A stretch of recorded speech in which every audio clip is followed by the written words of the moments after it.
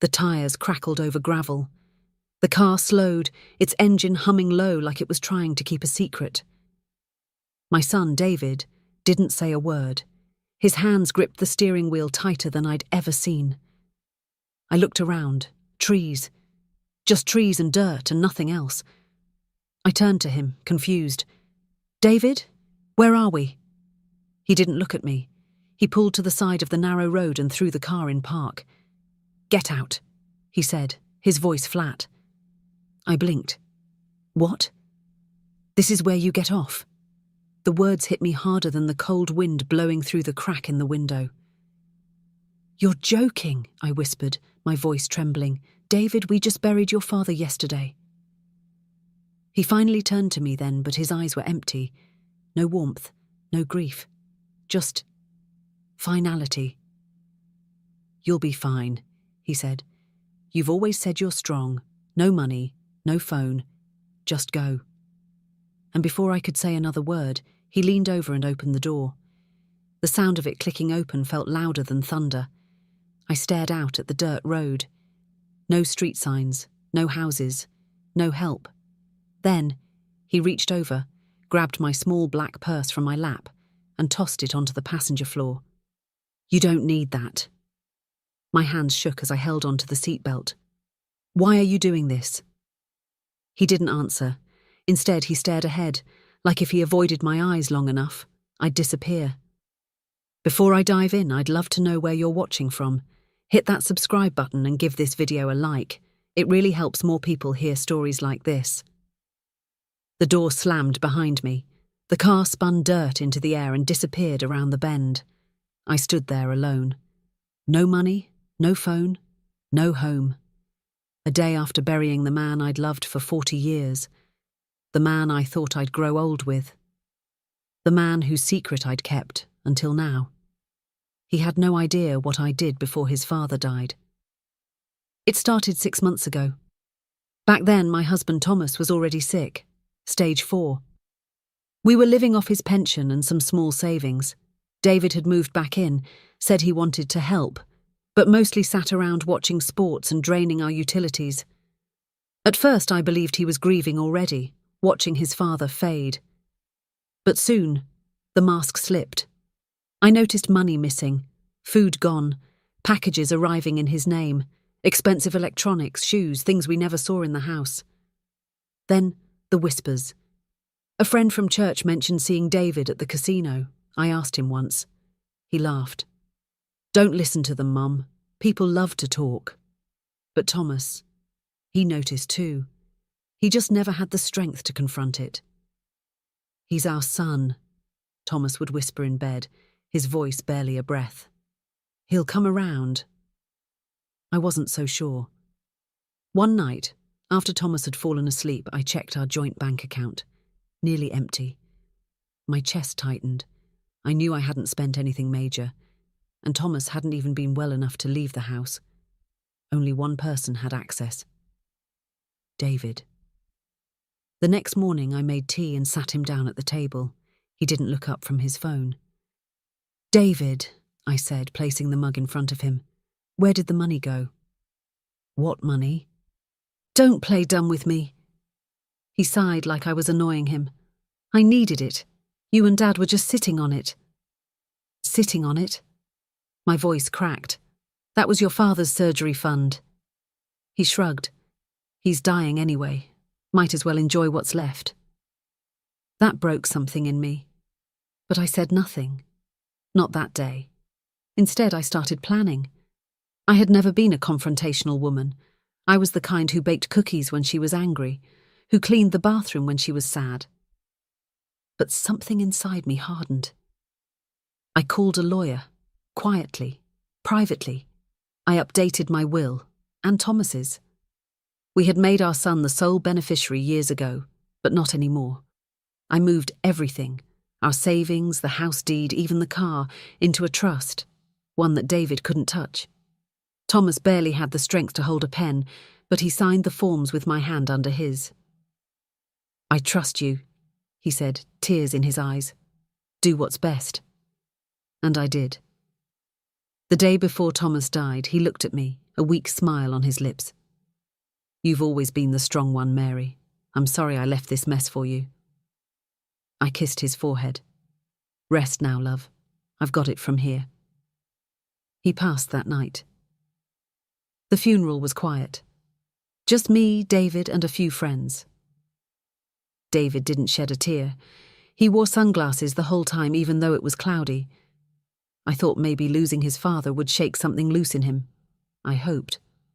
But the morning after, I found him in the kitchen rummaging through drawers. "What are you looking for?" I asked. "The house papers," he muttered. I froze. "Why?" "Dad's gone. That means the house is mine now, right?" I stared at him. "What did you just say?" He turned to me, that smug smirk on his face. "You heard me. That house was your father's. It's in a trust now. You don't get it." He went pale. "What?" I held up the document. "This. It says everything goes to me. You don't inherit anything." That's when his face twisted into something cruel. Ugly. "You old witch," he spat. "You stole what's mine." "I protected what was your father's," I shouted. He stormed out of the room, and that night he said we were going for a drive to clear our heads. That's how I ended up here, alone, in the cold, with nothing, but he doesn't know what I did the night before his father died, and he has no idea what's coming next. I stood on that dirt road, the wind whipping my hair across my face, and watched the dust trail of David's car disappear. The silence that followed was loud. I had no phone, no bag, no idea where I was, and no tears left. But I wasn't scared. Not really. Because David had made one very big mistake. He thought I was helpless. And that was the one thing I never was. I started walking. My shoes crunched on gravel step by step, through the trees. I didn't know how far the next town was, but I knew where I was going, and I knew exactly who I was going to see. Let me take you back a bit. 3 weeks before Thomas died, I reached out to a man named Gerald Park. Gerald wasn't a friend. He was an old business partner of Thomas's, a quiet man with sharp eyes and a memory like a steel trap. Years ago, before Thomas got sick, he and Gerald had co-founded a local logistics company. But when Thomas wanted to retire early to spend more time at home, he sold his shares cheaply, just to be done with it. I had always suspected Gerald felt guilty about that, so I called him, told him Thomas was dying, told him I was afraid of what David would do when the time came. Gerald listened quietly. Then he asked me one question. "How can I help?" And that was when everything changed. I didn't need sympathy. I needed power. And Gerald knew how to give it to me. We met at his office. He didn't hug me, didn't say sorry for my loss. He simply handed me a folder and said, "This is everything you need." Inside were documents, numbers, and a plan. "David thinks there's no money left," Gerald said, "but your husband still owns something valuable." I frowned. "He sold his shares." "Not all of them," Gerald replied. "There's one final asset, hidden but still in your husband's name. He made me promise not to touch it without your permission." I stared at the papers. My heart thumped hard in my chest. "How much is it worth?" Gerald gave me a long look. "Enough to change everything." So, while David was draining our accounts and sleeping till noon, I was transferring that asset, quietly, into my name. He had no idea, but that wasn't the only thing I did. I also reached out to a woman named Helen Masters, a real estate broker, sharp, ruthless, and extremely discreet. I told her I wanted to sell our family home, but only after Thomas's funeral, and I wanted it done in a way David couldn't contest. She smiled. "You came to the right person." Helen drew up the paperwork. I signed. She found a cash buyer, an investor who wanted no fuss and no inspections. The deal would close the day after the funeral. I scheduled everything. But I didn't tell David. Instead, I let him believe he still had control. I let him think he could walk around like king of the house. Let him call his shady friends over. Let him play music too loud and leave dishes in the sink. Because I knew something he didn't. The locks were going to change, the title would be gone, and the place he thought would be his kingdom? It would no longer be his to step foot in. But even that wasn't my biggest move. I had one more card to play, and it was buried in a safe Thomas had installed years ago behind the false wall in our bedroom closet. David never knew it existed. Thomas kept his most personal things there: war medals, our wedding letters, and one USB drive. On that drive was a document David had always suspected, but never confirmed. Thomas's handwritten statement. It outlined every dollar David had stolen, every lie, every violent outburst, and a simple closing sentence that made me cry the first time I read it. If anything happens to me, Mary was not to blame. Our son lost his way, but my wife stayed true. That drive wasn't just emotional, it was legal gold. When I gave it to Gerald, he said one thing: "This will be useful, especially if David ever comes after you." I stared at the trees ahead, my body stiff from walking but my spirit rising, because I knew where I was going now. I remembered the sign we passed earlier, Sanders Mill Road. That meant the nearest gas station was just 2 miles away. And Gerald? He'd promised to have someone watching that station all week just in case. A backup plan. Because Gerald didn't trust David, and neither did I. My legs ached, but I kept walking. Every step I took was one step closer to the life I had reclaimed. The life I was rebuilding with purpose, without fear. He thought dropping me off here would break me, but it did the opposite. It freed me. As I neared the bend in the road, I saw something ahead, blurry at first, then clearer. A man in a blue jacket, leaning against a silver sedan. He waved. My heart skipped. Gerald sent someone after all. "Mrs. Hart," he called as I got closer. I nodded, breathless. He opened the car door. "I'm Jackson.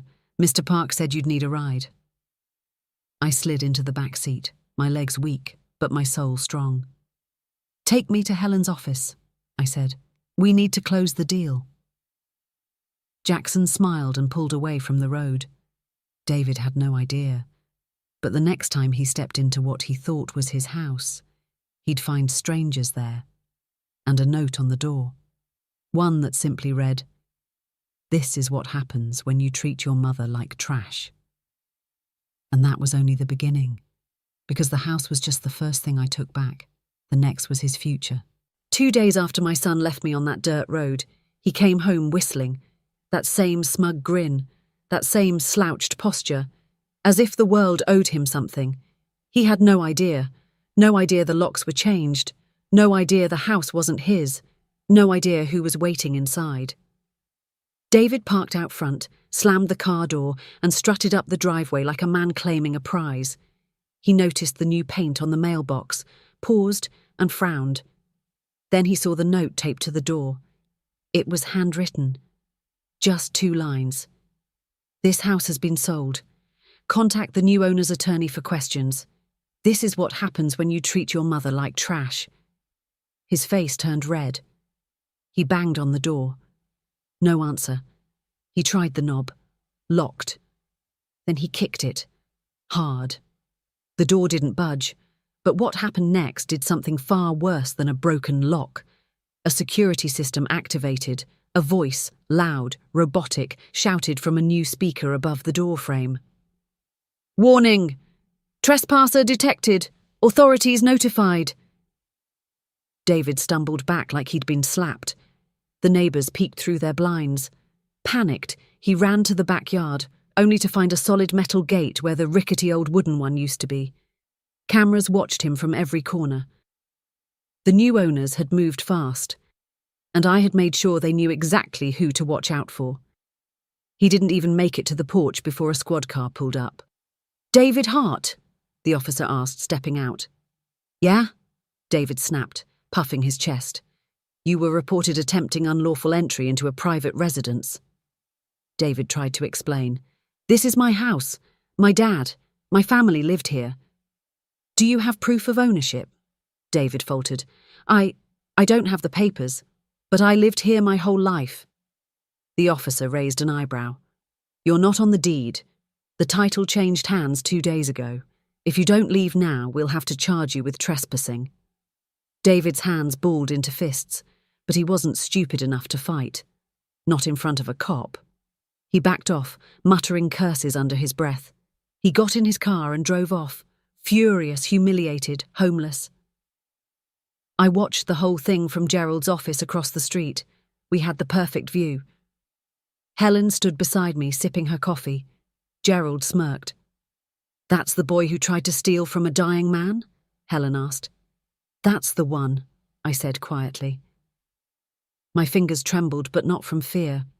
Relief. I had worried I'd feel guilt, that some motherly part of me would ache to see him turned away, but I didn't, not even a little.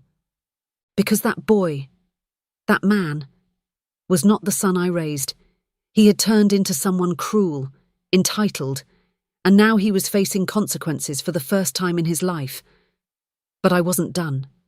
The house was just step one. The second was something far deeper.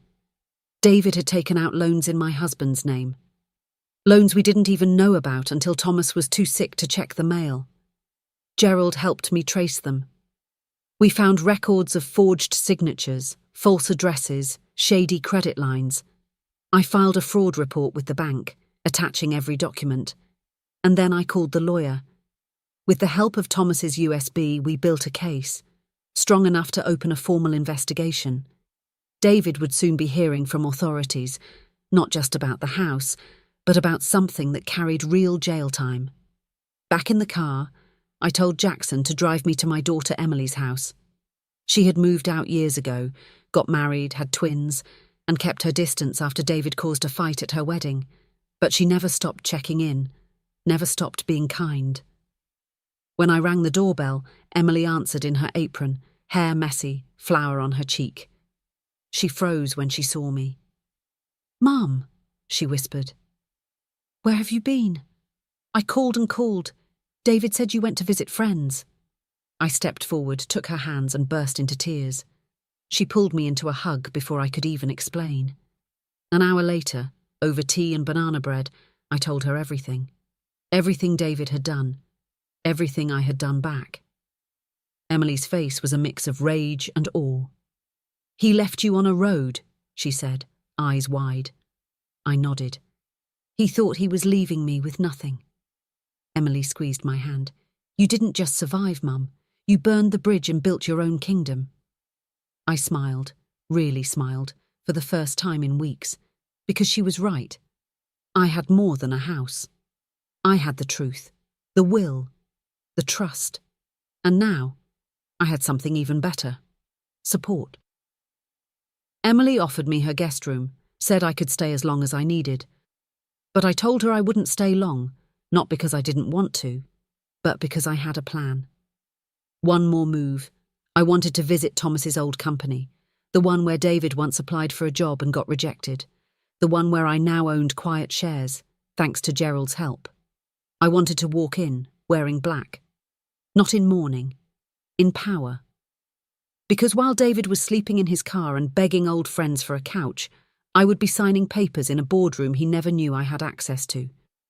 This wasn't about revenge anymore, this was about peace, and I was finally ready to claim it. But I wasn't done yet, because David still had something of mine, and soon I was going to take it back. A week later, I stood outside a glass building that scraped the sky. Gold lettering on the doors read, Hart Park Logistics Corporation. David always wanted to work here. He applied twice, once after college, once after getting fired from another job he barely held for 6 months. Both times he was rejected, not for lack of skill, but for lack of humility. Even Gerald had told me once, "Your son walks in like he owns the place, but can't even show up on time." Now I was walking in with a keycard, not because I applied, not because I was the wife of a former partner, but because I owned 26% of the company. When Gerald and I finalised the transfer of Thomas's remaining shares, I didn't just become a silent investor. I became a decision maker. And I had one goal in mind: to clean up every trace David had left behind. The receptionist greeted me with a soft smile. "Good morning, Mrs. Hart. Conference room B is ready for you." I thanked her and walked down the polished hallway, heels clicking like punctuation with every step. For the first time in months, I didn't feel like someone's grieving widow. I felt like someone who had rebuilt her spine from scratch. Inside the boardroom, Gerald stood by the window, flipping through a folder. He looked up and nodded. "Ready?" I nodded. "More than ready." He slid the folder across the table. "Here's the employee list. A few new hires to approve, and some old ones we need to revisit."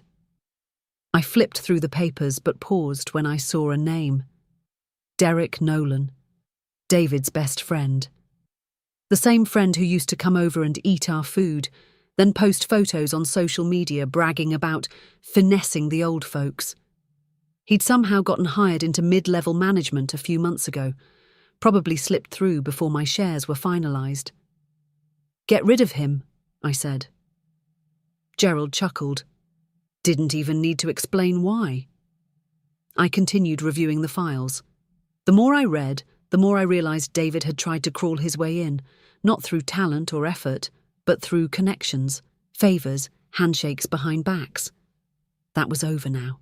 I would protect this legacy the way Thomas would have wanted. Later that day, as I left the building, my phone buzzed with a message from Emily. "Emily, you might want to see this." She sent a screenshot. It was a post from David's social media account, set to public. David Hart, real D Hart. Can't believe my own mother stole my inheritance. Homeless now, betrayed by blood. She'll regret this. I stared at the post for a long second.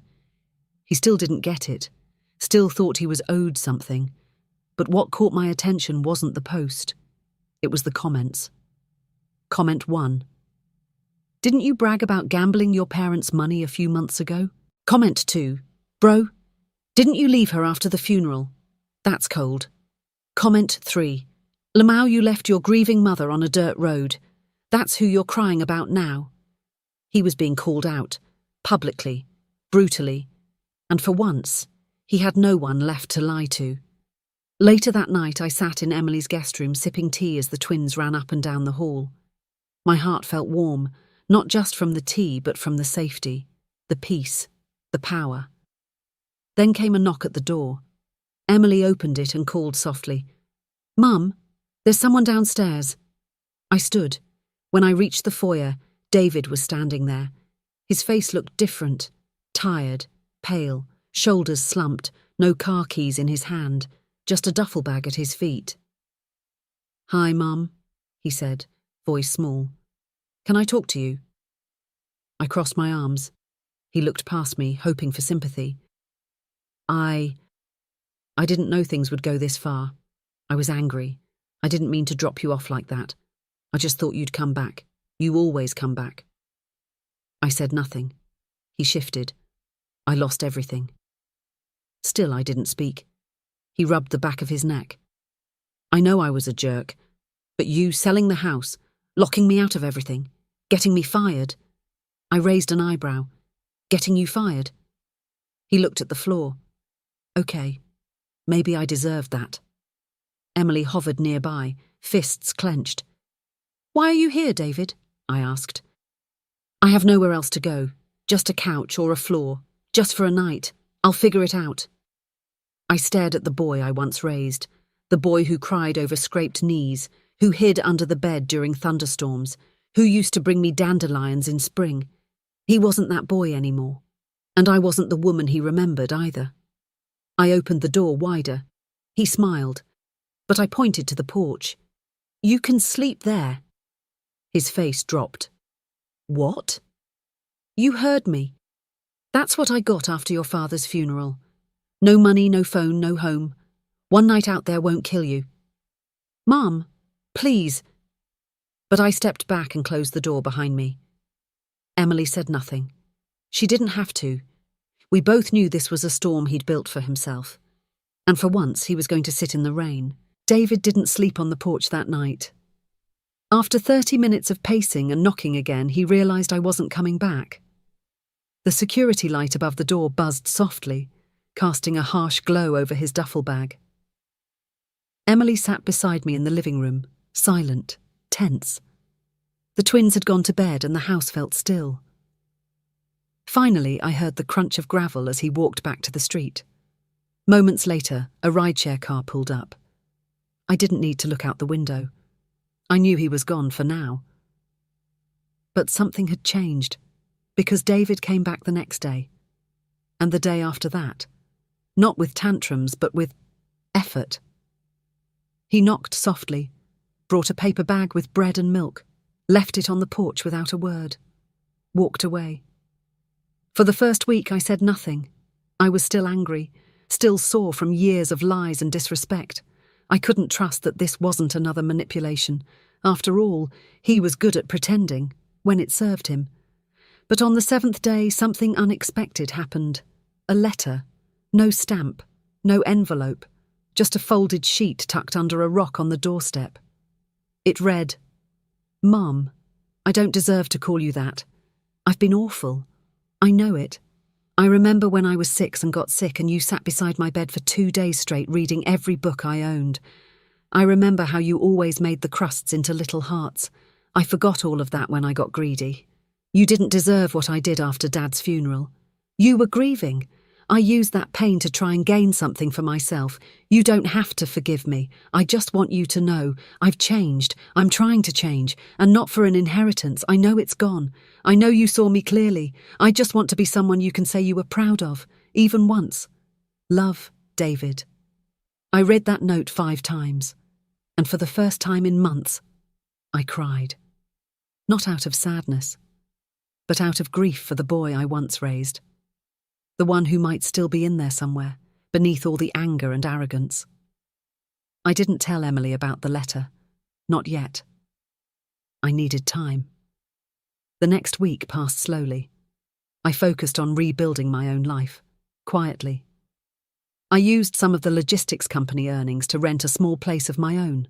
Cozy, clean, sunlight in every room, a garden out back that hadn't been touched in years. The first thing I planted was rosemary. Thomas had always loved the smell. One morning I got a call from Gerald. "Mary," he said, "we've got a problem. A good one, I think." I laughed softly. "That sounds confusing." He cleared his throat. "A new investment firm's offering to buy out your shares. They want majority control. It's a big number, 7 digits. My breath caught. "And you?" "I say don't sell. You have power now. You built something. Why walk away?" I paused. He was right, but something inside me had shifted. I'd already taken back what was mine: control, dignity, voice. Now, I didn't need to stay in that boardroom to prove my worth. I'd done what I came to do. The company was stable, the predators had been pushed out, and the only thing left was peace.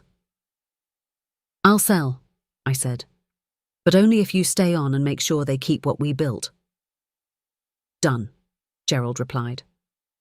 By Friday, my account balance had more zeros than I could count, but I didn't tell David, because this time he didn't need to know. This time, my revenge was silence. Weeks passed. I spent mornings in the garden, afternoons helping Emily with the twins, evenings reading books I'd put off for years. Then one night, the doorbell rang again. David stood there, not in anger, not in pride, but with a tool belt around his waist and dirt under his nails. He looked me in the eyes and said, "I got a job." I raised an eyebrow. "At a construction company," he continued. "Nothing big, nothing fancy. I carry wood and pour concrete, but I show up. Every morning, I work, I listen, I sweat. I don't lie. It's good. It hurts, but it's good." I stayed silent. He reached into his jacket and handed me an envelope.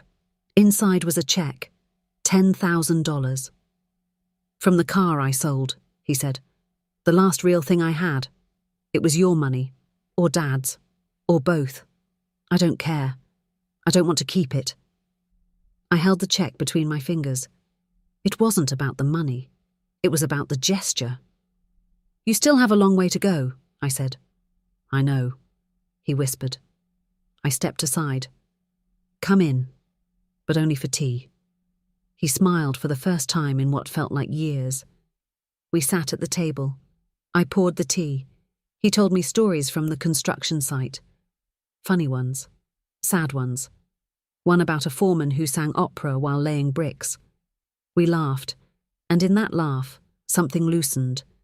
Maybe not forgiveness, but the beginning of it. The real ending didn't happen with fireworks, or courtroom battles, or someone falling to their knees. It happened in quiet, in healing, in David showing up every Sunday for dinner, in him helping me dig up weeds in the garden, in him hugging Emily and telling the twins bedtime stories.